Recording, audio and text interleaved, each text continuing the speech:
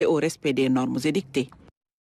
Et je l'annonçais en titre, le Premier ministre Ousmane Sonko a échangé avec les acteurs du secteur privé sur le plan de redressement.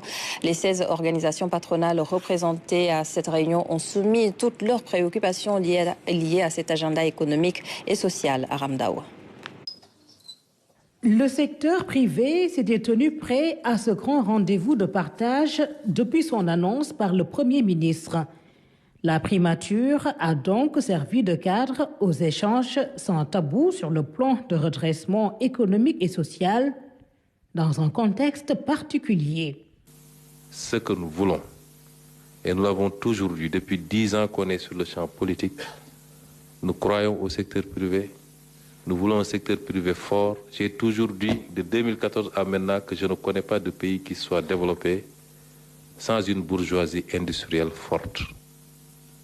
Il nous faut mobiliser des ressources parce qu'on a un problème de finances publiques. Certains ont dit que c'est un plan de redressement des finances publiques. Erreur de perception là, ça va au-delà des finances publiques. Parce qu'on ne mobilise pas ces ressources pour le fonctionnement de l'État. On mobilise des ressources pour les réinjecter. Et Dieu sait que les différents segments du secteur privé, que ce soit le BTP, le secteur des différentes productions industrielles, etc., c'est eux qui vont beaucoup plus bénéficier des retombées du plan de redressement. Le Premier ministre pose là le cadre d'un dialogue qu'il veut permanent avec le secteur privé, une dynamique de co-construction d'un environnement des affaires propice aux activités économiques. Tout passe par une vision et un indispensable redressement. Le financement participatif et solidaire, l'approvisionnement en gaz par GTA.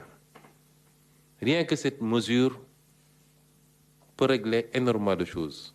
Sur 2026, nous ne voulons pas aller chercher 9 cargaisons de gaz très loin pour les amener au Sénégal, alors qu'il y a du gaz qui est produit ici. Nous voulons nous approvisionner ici même. Et nous avons posé les actes qu'il faut pour le faire. Les conséquences en termes de réduction du coût du kilowattheure pour la production et pour les ménages, les conséquences en termes d'économie, c'est minimum 143 milliards d'économies quand on a fait les évaluations. Ça, c'est extrêmement important. Ça, pour le réinjecter ailleurs, vous voyez l'impact un peu. Pour cette première, le secteur privé est venu en nombre. 16 organisations représentées par une centaine de membres.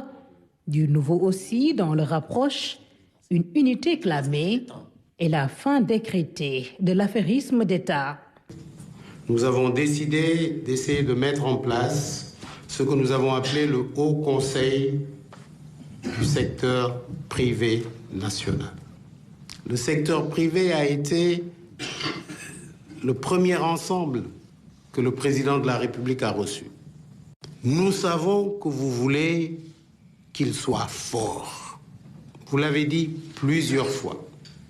Vous le dites toujours et nous savons que vous êtes sincère, Monsieur le Premier ministre. Aidez-nous à jouer et à remplir notre rôle d'accompagnement du gouvernement. Nous, notre génération, je crois que nous n'avons plus rien à prouver sinon que d'accompagner.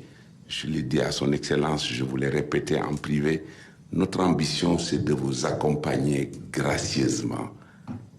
Notre ambition c'est d'être à vos côtés pour vous dire en toute objectivité, Monsieur le Premier ministre, ça c'est bon, ça c'est pas bon.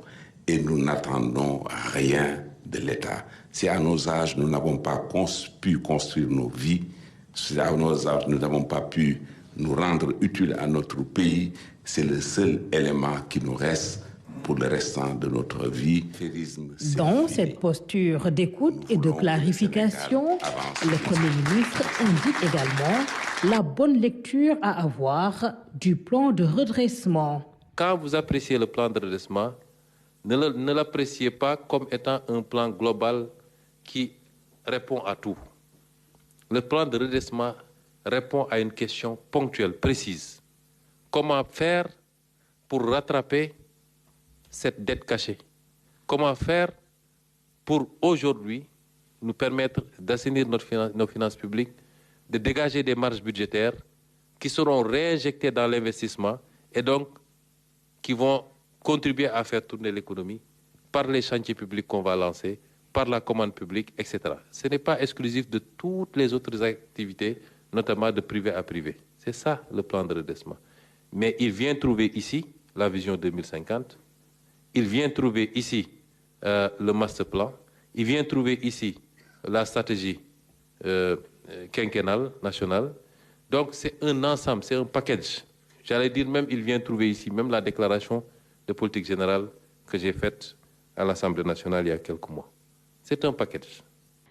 Le dialogue permanent est donc lancé. L'ouverture des échanges a pris 4 bonnes heures. Si l'essentiel des sujets a été vidé, d'autres aspects techniques seront abordés lors des prochains ateliers.